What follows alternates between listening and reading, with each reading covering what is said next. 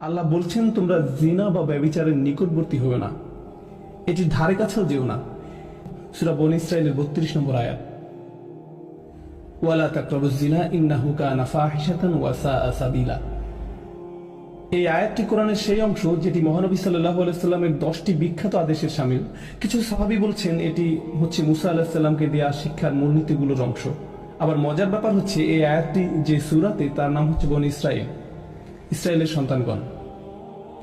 যাই হোক, এই বিশেষ আয়াতে আল্লাহ বলছেন তোমরা জিনা বা ব্যভিচারের নিকটবর্তী হবে না, এটির ধারে কাছেও যেও না। তিনি এটা বলেননি লা তাজিনু, তোমরা ব্যভিচার করো না, ব্যভিচার করতে যেও না। তিনি বলেছেন তোমরা এর ধারে কাছেও যাবে না। অন্যভাবে বলা যায় এটা একটা কাজ এবং অনেকগুলো ছোট ছোট আচরণ যেগুলো কাজটির দিকে নিয়ে যায়। কাজটির একটি পরিধি আছে যা চারপাশে ঘুরতে থাকে এবং আপনি কাজটির ধারে কাছেও যেতে পারবেন না। যেই সংবেদনশীলতা নিয়ে